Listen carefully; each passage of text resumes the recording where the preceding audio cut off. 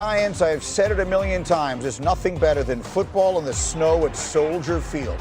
Opening minutes, third quarter. Alex, look at Jackson Dart go.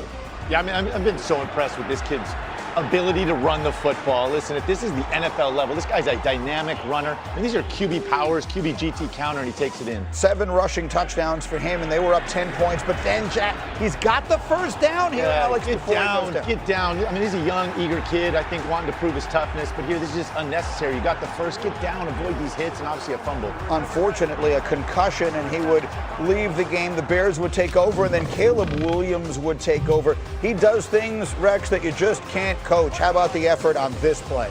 Oh, and this was time and time again that he's getting away from the rush and making big plays with his feet. Amazing here. We were hoping he'd score, but it's going to come later. Down to the 2, and then Rome Odunze, who had no catches last week. D. Wood finds himself in the end zone for the score. Shoot, I could have scored if it was that wide open. Russell Wilson then comes in to play quarterback, and not well. That's C.J. Gardner-Johnson, one of his 2 sacks on the day. So the Bears are forging a huge comeback. Where have we seen this before? Giants with a big blown lead. And then here comes Caleb Williams, and then, oh, look at him go. Oh, yeah, he can do this. Again, this is another 2-minute win for the young kid here. This has been so impressive. 8 rushes, 63 yards. Bears come from 10 down in the final 4 minutes. They take a 4-point lead. Final minute, Russell Wilson, last chance, 4th and 10. That's just not going to get it done. Rex, I hate to say it, but Brian Daboll, Bears pull off the huge comeback win, 24-20 the final. Here's Ben Johnson after the game. Hell yeah! Man, I tell you what, I feel like I'm on repeat each and every week right now. I mean, I got nothing new to say to you guys. Did you even waver for a second? You knew exactly we had him right where we wanted him. Gosh, man. Goodness gracious. He's got ice in his veins now. And if you don't believe it now, you just wait, man. The best is yet to come, 18. Here we go. So there's a lot to unpack, and all the things that he just said. Put your feet up. We got a lot of time to dive into it. Let's start with that. What he said there about Caleb Williams really resonated with me. What are we seeing right now? I can't tell you what that means to that young kid. For the last 2 weeks to come back and lead your team to victory. Listen, this guy was a one-man show yesterday. He did not have a lot of help. I mean, he should have been sacked a dozen times. He gets out of all of them, didn't take a single sack. Look at this throw right here. I mean, to his left, back across the field. And by the way, you said, look, it's snowing. It's Chicago. It was 20-mile-an-hour winds. Right. I think his receivers dropped 6 or 7 passes yesterday, and this guy just kept coming. And I think there was this narrative about him that he's talented. Yeah. But listen, he's from Southern California. He won the Heisman. I mean, he went to USC, he paints his nails. Like, this is a tough-ass kid, man. Yesterday, he played like it. He showed it. And again, to get the recognition from your coach after in the locker room, right? Like, this just goes a long way for your confidence. Again, as a #1 overall pick with a lot of weight on him. He's a generational talent. I think people forget that, all right? He's a generational talent. And now you pair him with a heck of a football coach and like I say, he's going to get like this. He's going to keep climbing, guys. And when it's all said and done, is this a playoff team? It kind of looks that way. Yeah. And a playoff team is one thing, and a 4,000-yard passer is another thing. Those are all things that would be great steps. But this looks like a team that is on the come. Maybe not this year.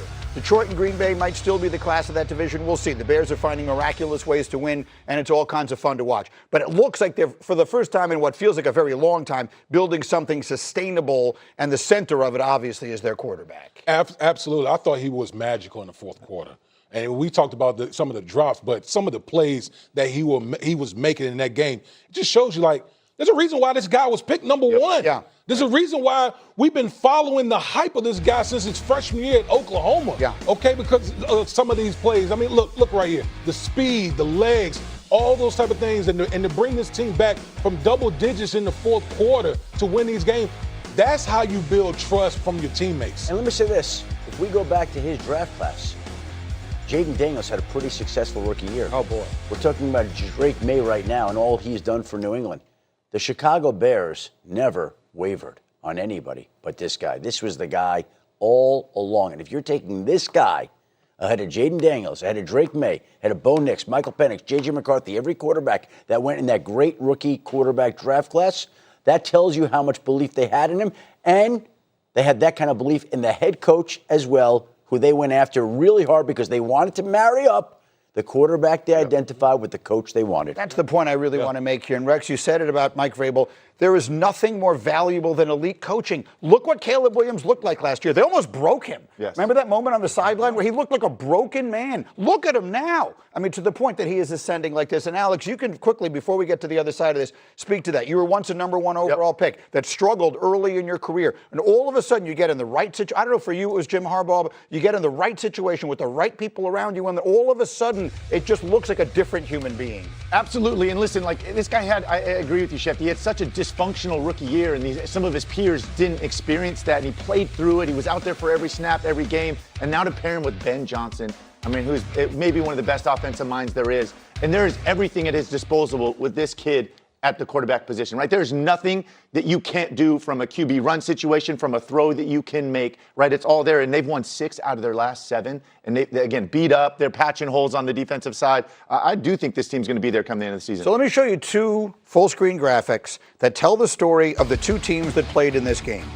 The Bears yesterday had their 4th win this season that came after trailing at some point in the final 2 minutes of the 4th quarter. Wow. That is their most in any season since the merger. Let me juxtapose that 4 with this 4.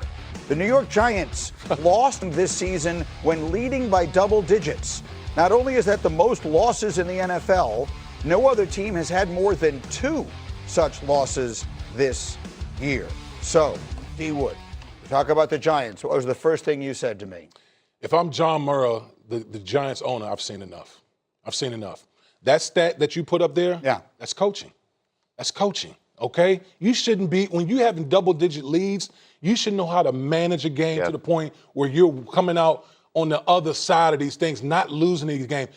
And then on top of that, how in the world you're managing your quarterback? Chef, we talked about in the meeting. Your quarterback is on his 4th concussion?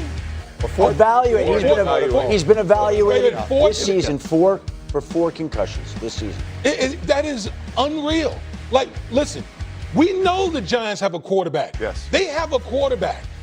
But the way in which they are handling the quarterback with all these design runs and putting your quarterback in harm's way, this is not it. This is not what the Giants organization need, and they're going to have to look in a different direction. Yeah, and because this team was going absolutely nowhere, so don't get the quarterback killed for the real coach that comes in next year. Because to me, look, this defense is absolutely atrocious. It's a junior college defense, right? They give up, you got 10-point leads. I mean, Brian Daboll's a decent football coach. Yeah. You got a 10-point lead. You can't hold it.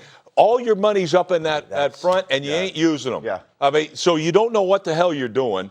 And that's what happens when they don't play as a unit. They have a bunch of good individuals on defense. It drives me crazy. There's no unit pride. There's no anything. Anybody that plays worth a darn on defense, it's all about the unit, not about the damn individual. And this team right here, you got the best defensive tackle in the league. You got Burns, one of the best edge guys in the league. You got all these damn guys, and I can't stand watching this group. I just laugh my butt off watching you blow another lead. All right, and guess who called it?